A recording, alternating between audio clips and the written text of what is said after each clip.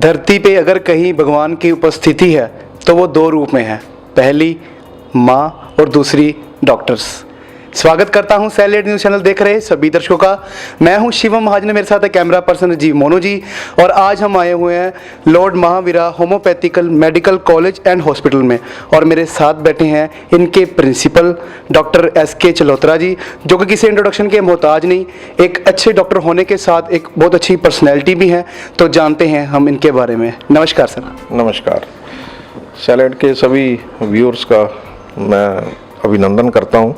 मेरे को आज इन्होंने मौका दिया सबसे रूबरू होने का, और जहाँ तक मेरा यहाँ तक वो सवाल है कि मैं मेडिकल फील्ड में कैसे आया, तो बड़ी एक लंबी कहानी है। लेकिन ये है कि ये कॉलेज जो है ये 1976 में हीरालाल जैन इसके फाउंडर हैं। श्री हीरालाल जैन जी ने कॉलेज शुरू किया, और ये एक सौभाग्य कह लो कि मैं मतलब इस कॉलेज में जब ये कॉलेज शुरू हुआ उस समय मैंने यहाँ पे एडमिशन लिया, और यहाँ का पहले बैच का मैं स्टूडेंट, उसके बाद मैंने पास आउट किया, और उसके बाद इसी कॉलेज में एज ए लेक्चरर, फिर रीडर, फिर प्रोफेसर, और अब मैं मतलब भगवान की दया से और हमारी मैनेजमेंट की शुभकामनाओं से एज ए प्रिंसिपल इस कॉलेज में 1 साल से हूँ।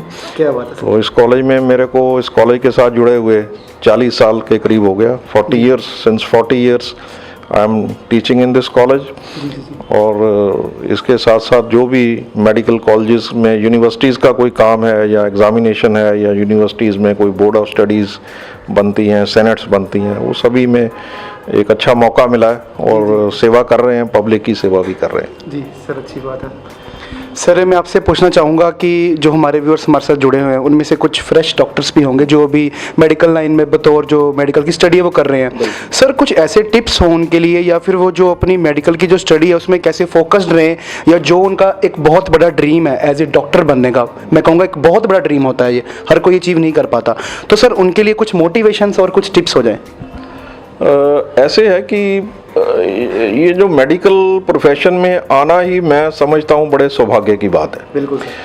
हर इंसान देखो अपने पेट के लिए, अपनी फैमिली के लिए कोई ना कोई काम करता है, सर्विस करता है, बिजनेस करता है। ये भी एक काम है, एक बिजनेस तो है, लेकिन उसके साथ साथ आप देखो आप एक मानवता का भला कर रहे हो। आप किसी का कष्ट हर लेते हो, किसी का दुख हरते हो, किसी का दुख तकलीफ दूर करते हो, किसी की बीमारी को दूर करते हो।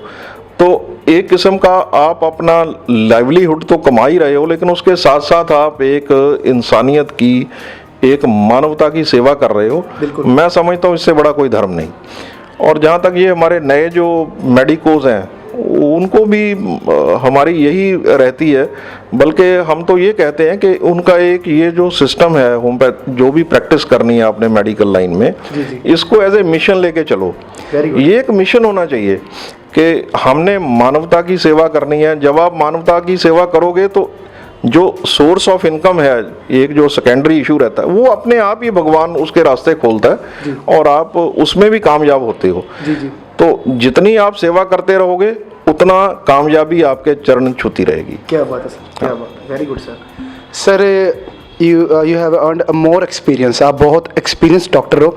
सर मैं चाहूँगा कि जो भी व्यूअर्स हमारे साथ जुड़े हुए हैं, बहुत से लोग ऐसे हैं जिनको कोई ना कोई जो पीड़ा है किसी भी चीज़ के रिलेटेड वो रहती है, तो सर क्या अवेयरनेस की कमी है, या हम लोग जो अपना खान पान है वो सही रख पा रहे, या फिर जो इन्वायरमेंट पोल्यूशन है, कुछ भी रीजंस हैं कि आज जो देखते हैं कि छोटे से बच्चे को भी कैंसर हो जाता है।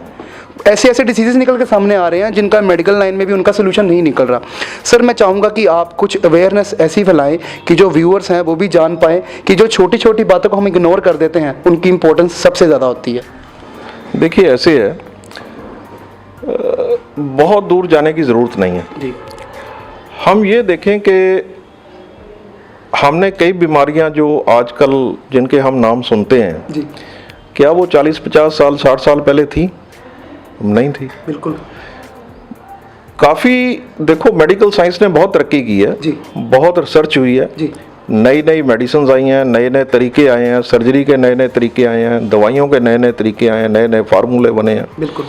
और काफ़ी सारी बीमारियां जो हैं वो तो मतलब इरेडिकेट भी हो गई हैं जी। या काफ़ी हद तक इरेडिकेट हो गई हैं, जैसे स्मॉल पॉक्स है, पोलियो है, टीबी है। टीबी एक बड़ी जानलेवा बीमारी होती थी जो आज बहुत कम स्तर पे आ गई। बिल्कुल।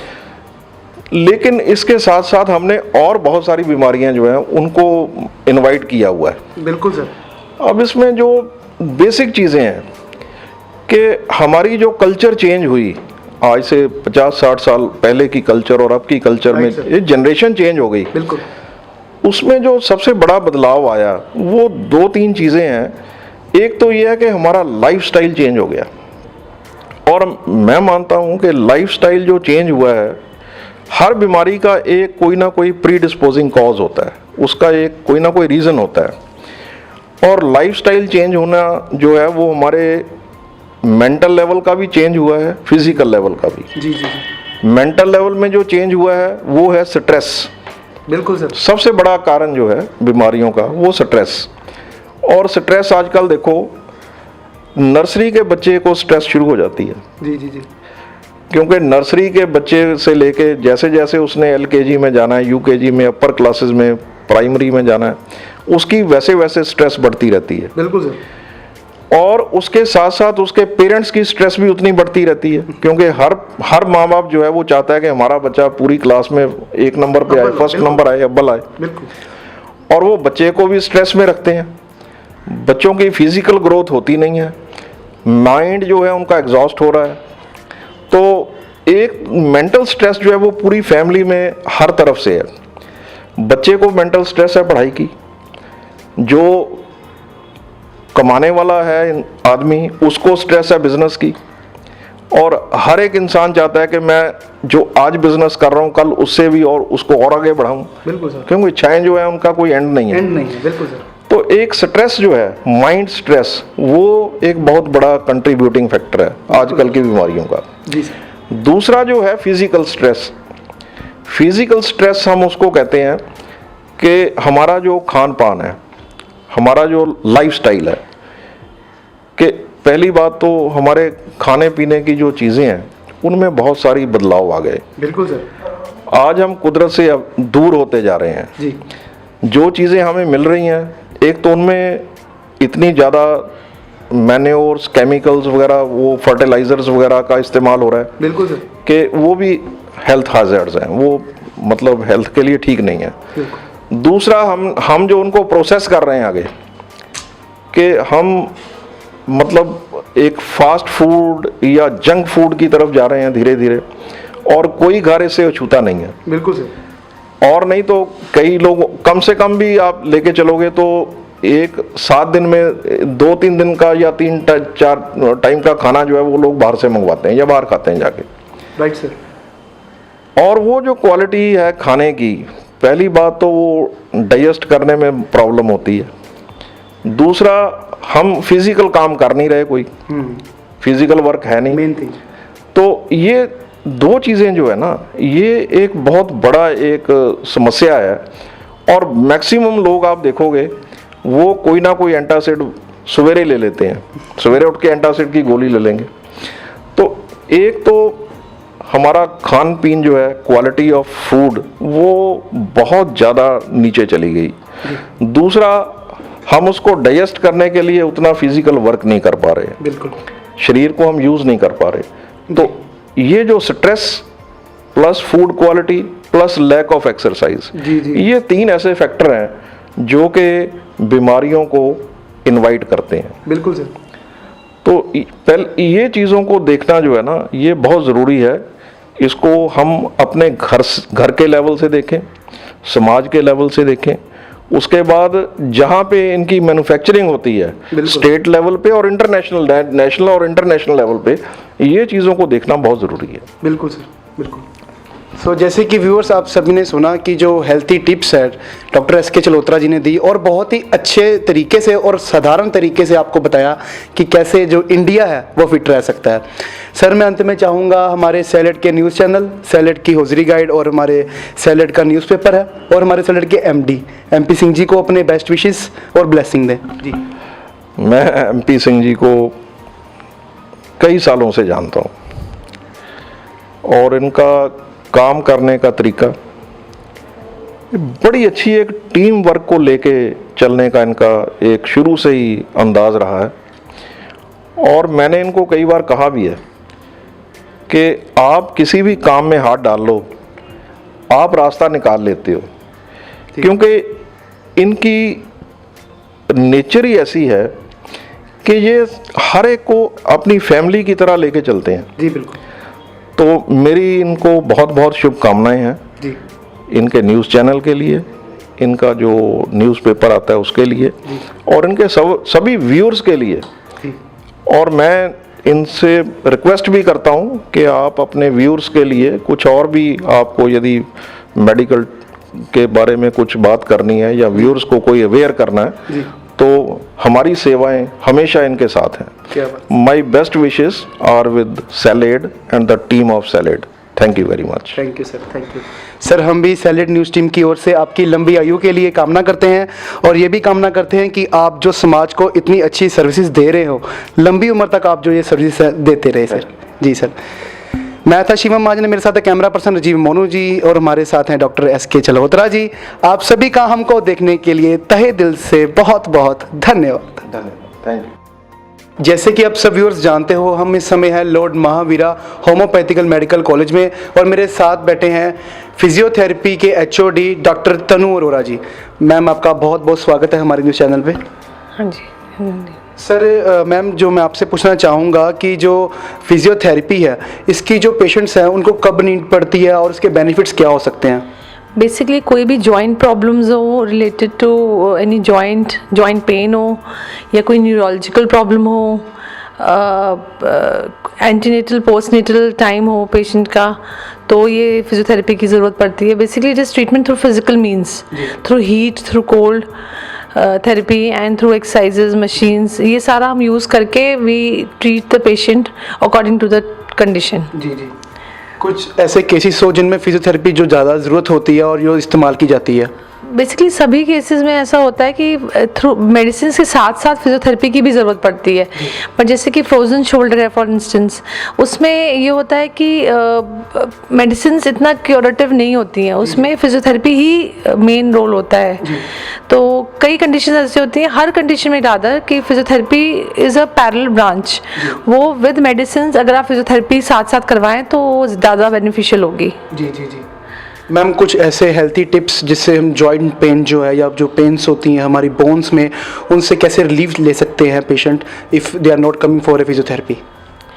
हाँ जी, जो पेशेंट्स हैं, एक तो नॉर्मली आप एक्सरसाइज ज़रूर करनी चाहिए। हर इंसान को कुछ ना कुछ एक्सरसाइजेज अपने रूटीन में डालनी चाहिए, चाहे वो कोई फिजियोथेरेपिस्ट की गाइडेंस में करे, चाहे अपने आप करे। वॉकिंग हो गया, रनिंग हो गया, जॉगिंग हो गया, प्लस कोई स्पोर्ट में अगर वो इंडल्ज करे तो उससे उसके सारे जॉइंट्स फंक्शनल रहते हैं।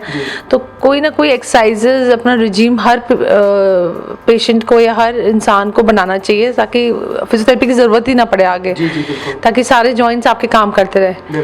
ठीक है। और बाकी अगर ज़रूरत पड़ती है तो आप फ़ौरन एक क्लोज बाय फिजियोथेरेपिस्ट को कंसल्ट करें। कोई भी आपको प्रॉब्लम होती है, कोई सर्वाइकल पेन होता है, बैक पेन होता है, नी पेन होता है, कोई न्यूरोलॉजिकल डिसऑर्डर होता है, कोई भी आपको problem related to any condition अगर होती है, तो आप फ़ौरन किसी फिजियोथेरेपिस्ट को कंसल्ट करें और अपना ट्रीटमेंट करवाएं। जी।